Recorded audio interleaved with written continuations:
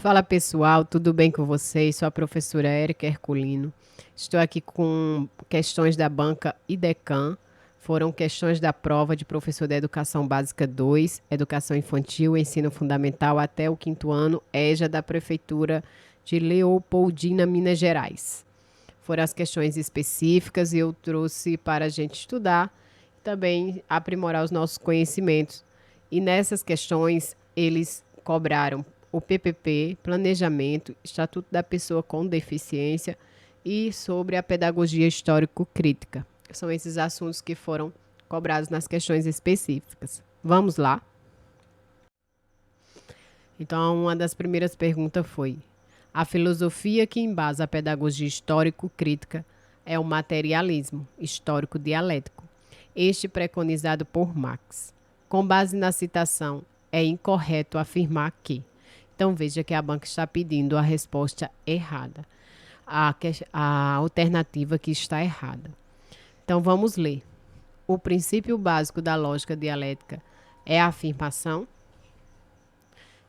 Essa daí já está com a resposta dada. A resposta é a letra A, mas vamos ler as demais. A resposta é a letra A. Por quê? Porque o princípio básico da lógica dialética não é apenas a afirmação. É também a negação e a síntese, que se repete e evolui. A letra B diz: o movimento dialético parte da realidade empírica e, por meios de abstrações, chega ao concreto pensado. Isso está correto. Primeiro, parte da empírica, aí vai para a abstração e depois ele chega ao pensamento concreto. O conhecimento na perspectiva histórico-cultural é construído na interação sujeito e objeto, a partir de ações socialmente mediadas. Exatamente. Nesta concepção, a letra D, da lógica dialética, o professor pode superar o senso comum que está arraigado no ambiente educacional. Terá que fazer uma reflexão teórica para chegar à consciência filosófica. Isso é verdade. Então, temos a resposta letra A. Falando um pouquinho da histórico-crítica, ela é de Dermeval Saviani. A escola ela exerce um papel transformador a favor da luta contra a discriminação, seletividade, rebaixamento do ensino das camadas populares. O objetivo dessa pedagogia histórico-crítica era de transmitir ao aluno conhecimentos significativos que contribuam para a formação de indivíduos críticos e emancipados. O professor e filósofo pedagogo brasileiro, ele tinha uma visão progressista da educação e ele é esse autor da pedagogia histórico-crítica. Esse mapa mental você encontra no Google, tá, gente? Então tá disponível, é só colocar mapa mental da pedagogia histórico-crítica. Uma segunda questão sobre a pedagogia histórico-crítica que caiu nessa prova foi a seguinte: a pedagogia histórico-crítica formulada por Saviani tem por princípio a valorização dos conhecimentos científicos culturais, pois estes são a base para a transformação da realidade. De acordo com o exposto, analisa as afirmativas a seguir. Aí ela diz: a apropriação dos conhecimentos historicamente produzidos pela humanidade ocorre de forma imediata em decorrência das relações com a cultura. Então, veja, ela vai dar alternativas às afirmativas que estão corretas. Essa 1 não está correta, porque a apropriação dos conhecimentos historicamente produzidos pela humanidade ocorre de forma mediada e não de forma imediata. Mediada, ou seja, não é direta, mas sim por meio de instrumentos e signos culturais que são aprendidos e compartilhados socialmente. Então, essa já foi descartada. A intervenção pedagógica, a número 2, proposta na perspectiva histórico-crítica, introduz a preocupação com o rigor teórico-metodológico, desviando o seu olhar das questões político-pedagógicas. O que ficou errado nessa questão, gente, foi o desviando o seu olhar, porque ela não desvia o olhar das questões político-pedagógicas. Até a intervenção pedagógica proposta na perspectiva histórico-crítica introduz a preocupação com rigor teórico-metodológico estava correto. Mas esse outro fato aí, desviando o seu olhar das questões político-pedagógicas, tornou a questão errada. E a terceira, que é a nossa resposta correta, é apenas a 3, né? A letra C, apenas a 3 é correta.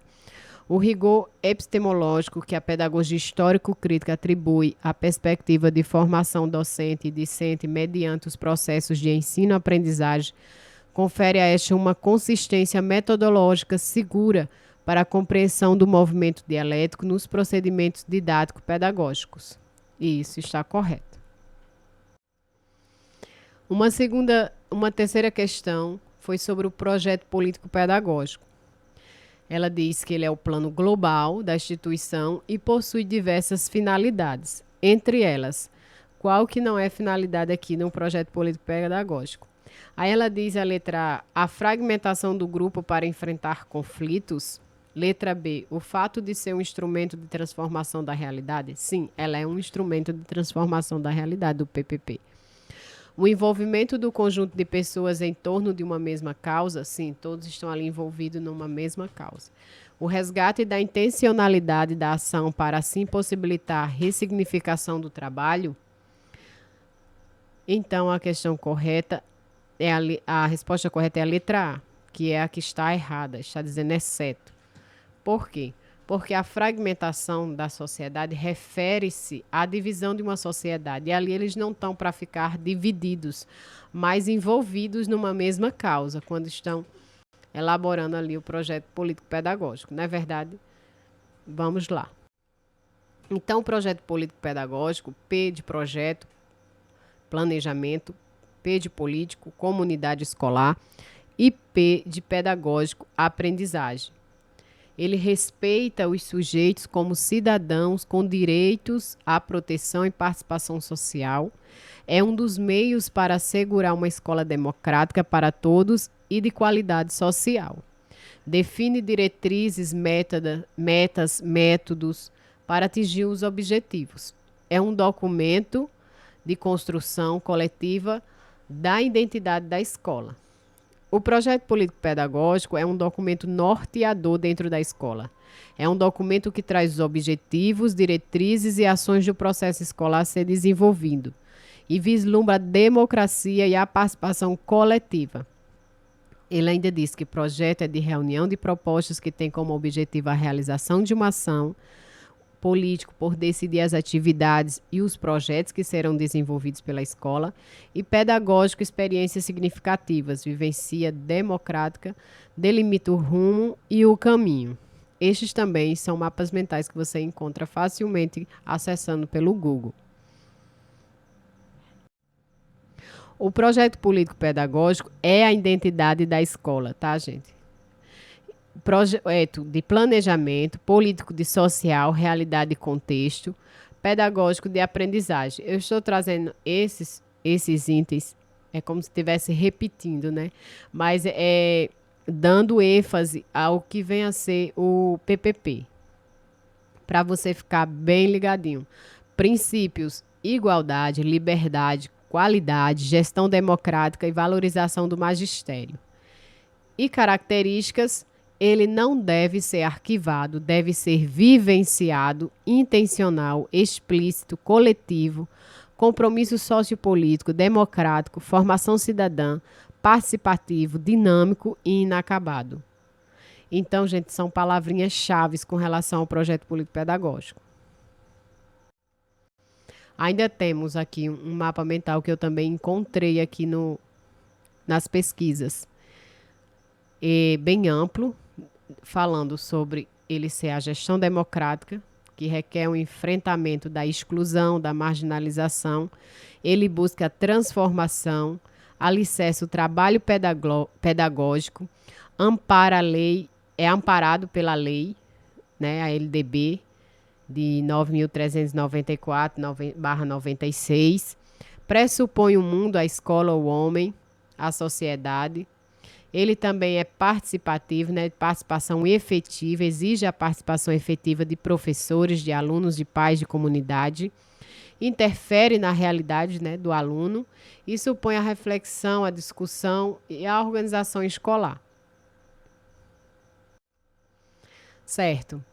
Passando para outra questão, o termo inclusão já traz implícita a ideia de exclusão, pois só é possível incluir alguém que já foi excluído, e a inclusão está respaldada na dialética inclusão e exclusão, com a luta das minorias das defesas dos seus direitos. Acerca do exposto, assinale a afirmativa incorreta. O Brasil é signatário de documentos intencionais que definem a inserção condicional de pessoas com deficiência na instituição escolar? Gente, essa já é a resposta incorreta, porque ele não define a inserção condicional de pessoas, tá? Essa parte ficou errada. Letra B, mas vamos saber as corretas, porque já que é correta, é importante a gente saber sobre o termo inclusão e exclusão.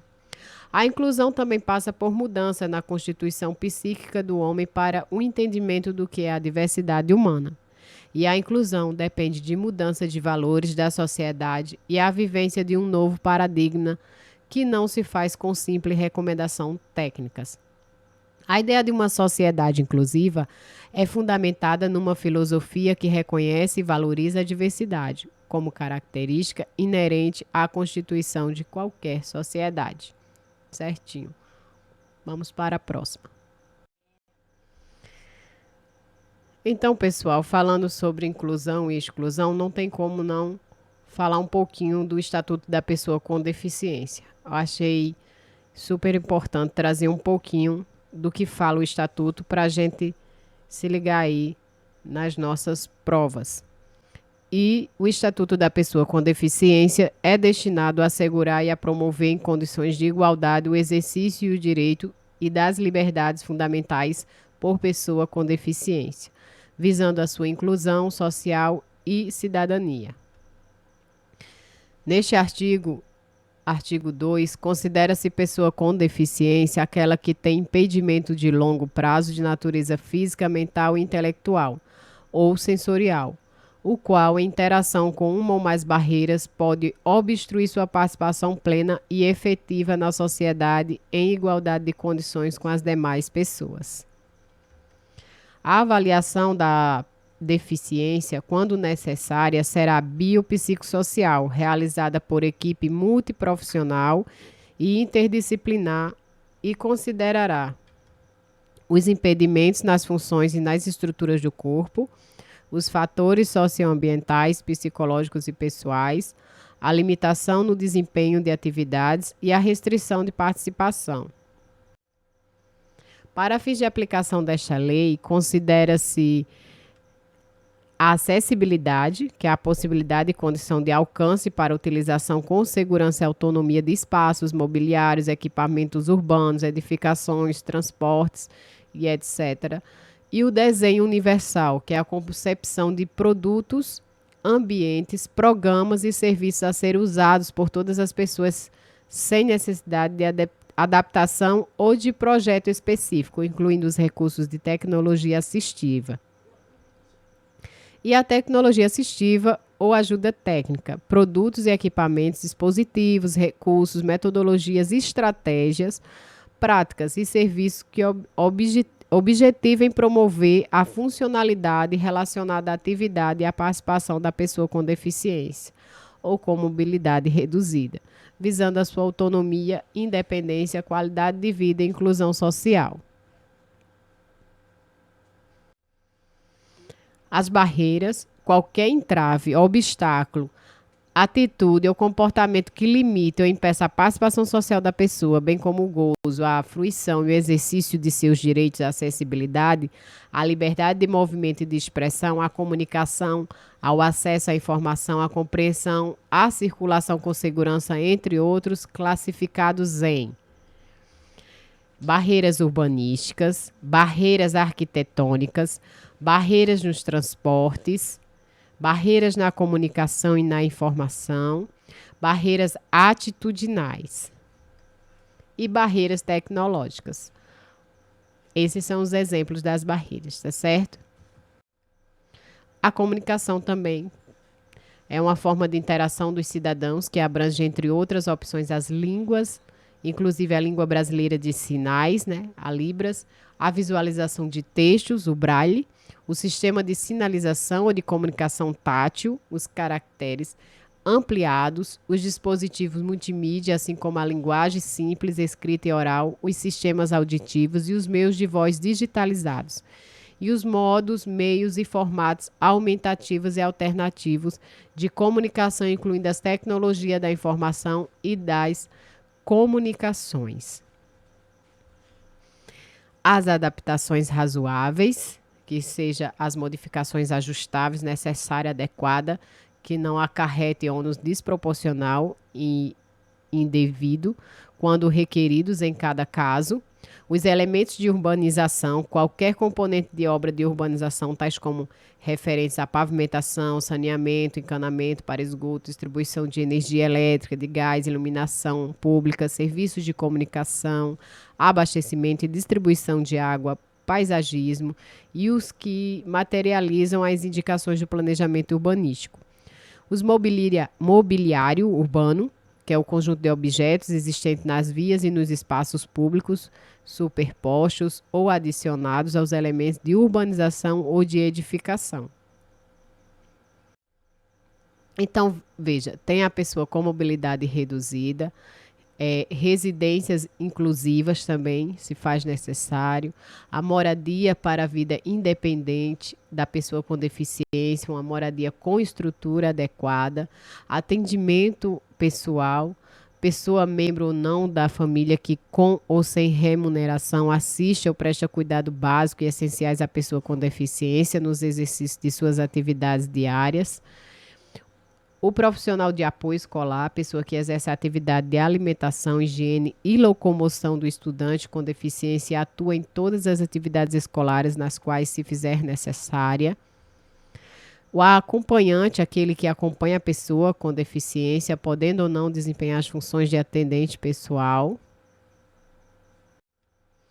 Então, o capítulo 2, pessoal, vem falar da igualdade e da não discriminação. No artigo 5º, a pessoa com deficiência será protegida de toda forma de negligência, discriminação, exploração, violência, tortura, crueldade, opressão e tratamento desumano ou degradante. O artigo 4º, toda pessoa com deficiência tem direito à igualdade de oportunidade com as demais pessoas e não sofrerá nenhuma espécie de discriminação. Então, considera-se o que seria essa discriminação? Seria em razão da deficiência, toda forma de distinção, restrição ou exclusão, por ação ou omissão, que tenha o propósito ou o efeito de prejudicar, impedir ou anular o reconhecimento ou o exercício dos direitos e das liberdades fundamentais de pessoas com deficiência, incluindo a recusa de adaptações razoáveis e de fornecimento de tecnologias assistivas. No parágrafo único, vejam, para fins da proteção mencionada no capítulo deste artigo, são considerados especialmente vulneráveis a criança, o adolescente, a mulher, o idoso com deficiência. Passando de volta aqui para o conteúdo das questões, caiu uma questão do EJA. E pergunta: no cenário brasileiro, nasce da união e compromisso estabelecido entre a alfabetização e a educação popular. Com base nessa afirmação, está incorreto. Então vamos lá. Letra A fala: falar de educação popular ao lado da alfabetização de adultos e jovens significa falar da relevante presença da dimensão popular no cenário político nacional. Letra B. As práticas de alfabetização desenvolvidas na perspectiva freiriana apoiavam o caráter reprodutivista e classista da ideologia dominante que estava presente nas diretrizes educacionais oficiais. A letra B já vem mostrar que está incorreta. Quando fala de Freire, né? Vocês devem estar bem ligados o quem foi Paulo Freire, qual era a sua concepção de educação e a sua visão para os educandos, gente. Então, Paulo Freire, ele tinha uma visão de fortalecer o caráter crítico e reflexivo dos educandos, promovendo a consciência social e a participação ativa na construção do conhecimento. Essa abordagem não se limita à decodificação da escrita, mas busca a transformação da realidade através do diálogo e da conscientização. Então, essa letra B está errada porque diz que ele era um caráter reprodutivista. Ele não era reprodutivista, né, gente? Era caráter crítico e reflexivo. A letra C, vamos ler porque ela está correta, então é importante para nós ler o que é correto. Compreendia-se a educação de adultos inserida na educação popular no sentido de que o compromisso para com a transformação das condições de opressão e dominação da população constituía-se em uma bússola para orientar os diferentes trabalhos e práticas de educação de adultos. Correto. A EJA iniciou-se fundamentalmente num trabalho de parceria com a educação popular, e verdade, com os movimentos sociais e com as práticas comunitárias que buscavam formas de emancipação e libertação da maioria da população, diante das diferentes maneiras e processos de exploração e submissão histórico-social. Verdade. Então, gente, falando um pouquinho de Paulo Freire, já que a questão trouxe sobre Paulo Freire, e essa banca, entre outras, sempre traz esse teórico. Ele é da tendência pedagógica libertadora. Paulo Freire é patrono da educação brasileira, opositor do sistema capitalista. Ele seguia as linhas de Karl Marx e Gramsci. Foi defensor de uma educação política, destacou-se na luta pela alfabetização dos adultos. Os conteúdos partiam de temas geradores, essa informação é muito importante, que faziam parte da realidade do aluno. O aluno era visto como alguém que está sendo formado para buscar as transformações sociais, melhoria de vida e rompimento das opressões. Esse também é um mapa mental que está disposto no Google, é só colocar mapa mental Paulo Freire que aparece, tá, gente?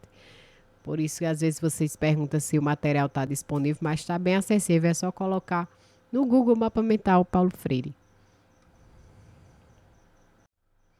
Então, gente, falando um pouquinho de Paulo Freire, ele foi um educador brasileiro, criador do método inovador no ensino da alfabetização para adultos, um método que ficou mundialmente conhecido. Ele defendia como objetivo da escola ensinar o aluno a ler o mundo para poder transformá-lo. Ele foi declarado patrono da educação brasileira em 2012. Seu legado permanece vivo até hoje. Ele tem como referência, né, a pedagogia do oprimido, que é muito conhecido. Uma de suas obras mais famosas, na verdade.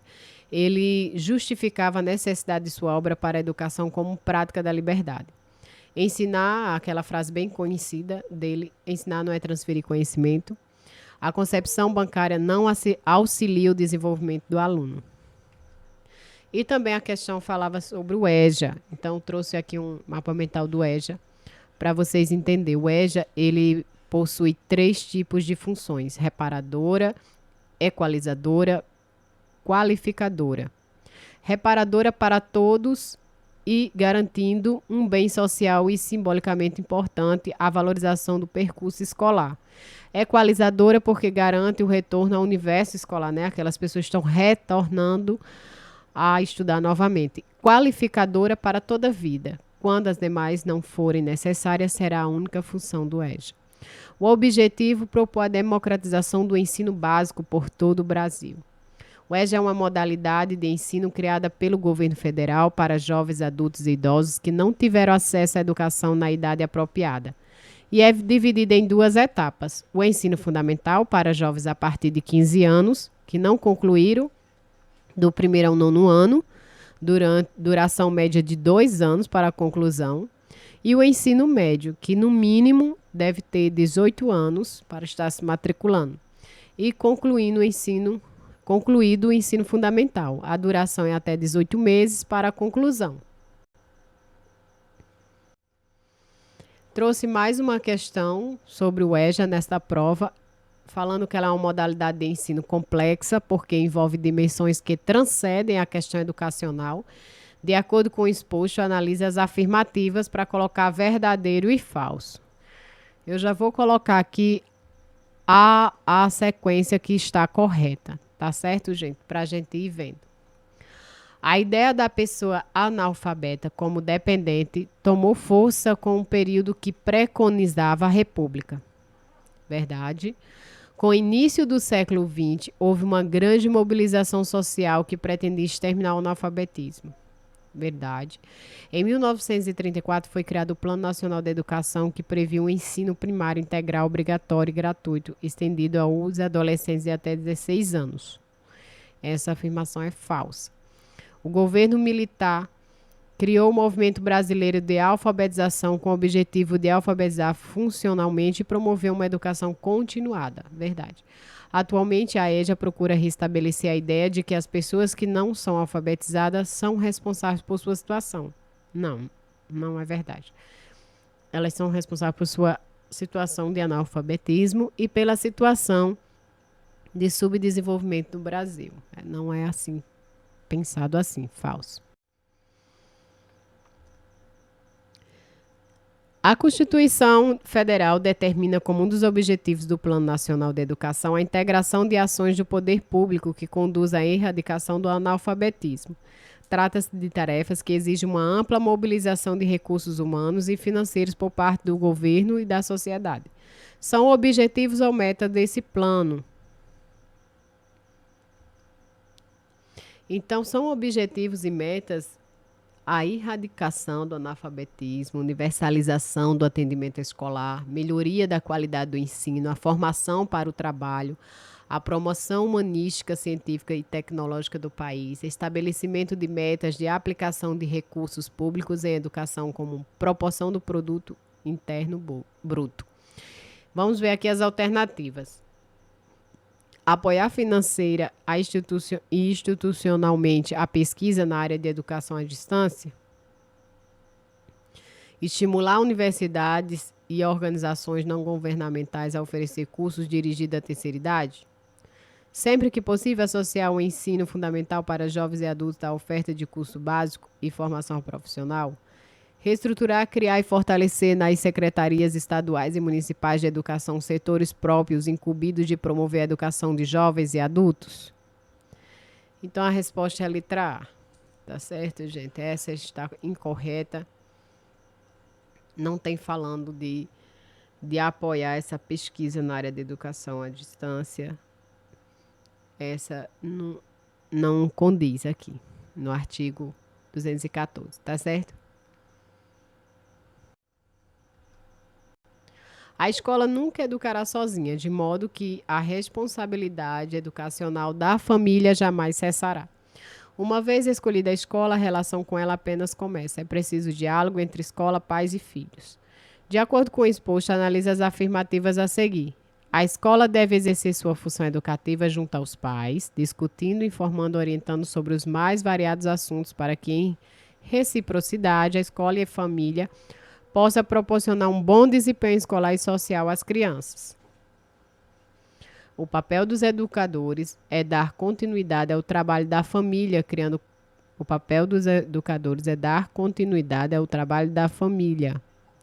condições para que seus alunos tenham sucesso tanto na sala de aula como na vida. A família é para a sociedade uma extensão da escola. A família que é a extensão ou é a escola que é a extensão, gente? Porque é através dela que se desenvolve cidadãos críticos. A resposta é a letra B. Apenas a 1 está correta. Porque a 3, gente, diz que a família é para a sociedade uma extensão da escola. É o contrário, a escola que é uma extensão da família. O papel dos educadores é dar continuidade ao trabalho da família. Não é bem assim. Criando condições para que seus alunos tenham sucesso. Essa não é a responsabilidade do papel dos educadores, não. Imagina.